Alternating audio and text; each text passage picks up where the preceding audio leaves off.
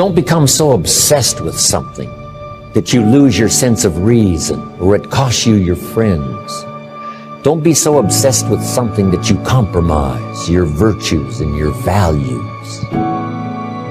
So beware of what you become, pursuing what you want. Some things I went for in the very beginning cost me too much.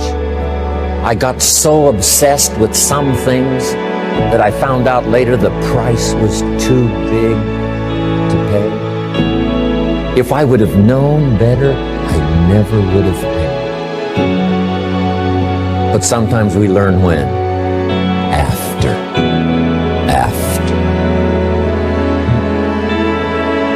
These are two things right now in the world which is taking almost 95% of human energy. Money and sex. These two things are right now consuming almost 95% of human potential. Is it so? Well, 95 is a conservative estimate. Yes, almost 100%. As money is in your pocket is good and nice, similarly if sex is in your body, it is nice. But if it enters your head, it becomes a perversion. It's gotten into people's heads. It's not in their body, it's gotten into their heads. If it was in their body, it wouldn't be all the time. It would be only sometime, isn't it? It's gotten into their heads and it's all the time. This is a disease. There is a way of being so anxious about physical pleasure, so afraid that you won't make it, that you grab it too hard, that you just have to have that thing. And if you do that, you destroy it completely. And therefore, after every attempt to get it, you feel disappointed. You feel empty, you feel something was lost. And therefore you want it again. You have to keep repeating because you never really got there. You've got to have a better plan for your life. It's not from outside the things that make us unhappy. The greatest devastating unhappiness is to be unhappy with yourself. There's an ancient phrase, here's what it says: if you try to save your life, you will lose it. But if you will lose your life, meaning if you will invest your life, that's the best way to save it and to multiply it many times over. So here's the phrase: investing life into life has the potential of creating miracles. Investing life into life.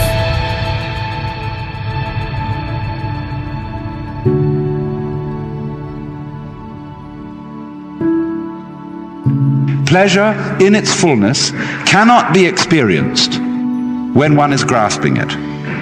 To have life and to have its pleasure, you must at the same time let go of it.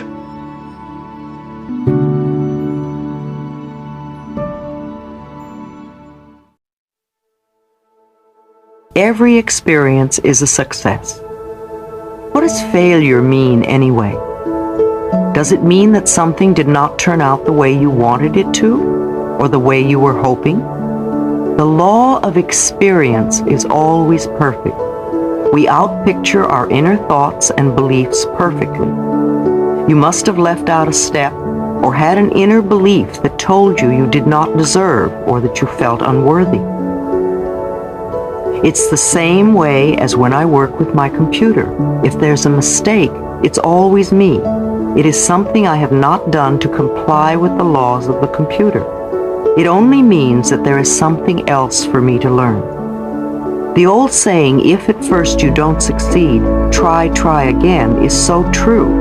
It doesn't mean beat yourself up and try the same old way again. It means recognize your error and try another way until you learn to do it correctly. I think it's our natural birthright to go from success to success all our life. If we are not doing that, either we are not in tune with our innate capabilities, or we do not believe it can be true for us, or we do not recognize our successes. When we set standards that are much too high for where we are at this moment, standards that we cannot possibly achieve right now, then we will always fail. When a little child is learning to walk or talk, we encourage it and praise it for every tiny improvement the child makes. The child beams and eagerly tries to do better. Is this the way you encourage yourself when you're learning something new? Or do you make it harder to learn because you tell yourself that you're stupid or clumsy or a failure? Only by practicing over and over do we learn the new and make it a natural part of us. When you watch an accomplished professional in any field, you are looking at innumerable hours of practice. Don't do what I used to do. I would refuse to try anything new because I didn't know how to do it and I didn't want to appear foolish. Learning is making mistakes until our subconscious mind can put together the right pictures. It doesn't matter how long you've been thinking of yourself as a failure. You can begin to create a success pattern now. We need to plant the seeds of success. These seeds will grow into an abundant harvest. Each human being on our planet must take total responsibility for his own inner development, And our inner development is something that we ignore a lot as we progress through this whole ladder of life. And I think of a metaphor. The metaphor is like a candle, and the candle flame that is burning inside of you, all right? Now this candle flame, if you take a candle and walk out of here this evening and you see raindrops falling, it'll blow out your candle, and the wind will blow out your candle. There's all kinds of things that are going to happen outside of you that you have absolutely no control over to blow out your candles. Your candles are getting blown out all the time. We have an inner candle flame that must never flicker, though the worst goes before us. And that's perhaps the highest place we can get to in our lives, is to understand that what our own inner development symbolized by that candle flame must never change, must never even flicker. It is our responsibility, not only for ourselves, but for our children as well, to raise them to believe that whatever is going on inside of you is entirely up to you. You own it. It is yours. I'm going to give you another truth.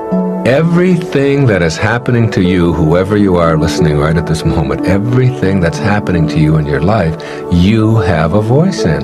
You are creating. If you're not getting along with somebody on the job, if you're having difficulty in your relationships and feeling victimized, if your children don't respect you, look at yourself first and say, what is it about me? And what can I change in order to help myself not feel victimized? Not how can I get them to change? How can I make the world different? It's one of the fundamental problems, is that people want the world to be different than it is. The world is perfect. There's no anxiety in it. There's no depression in it. There's no stress in it. Contrary to anything you've heard, the world is not a stressful place. It's a perfect place. You are a part of that world. You are part of the universe. Your perfection is also in your own creation. You're not a mistake. None of it is. There's only anxious thinking. There's only stressful thinking. There's only angry thoughts. There's no anger in the world. When you stop having that and replace that with this serenity I'm talking about, with this peace inside of yourself, you don't even know how to be victimized anymore. It's not like you learn all these strategies. You become healing instead of becoming poison. You are effective rather than trying to get there. You live it.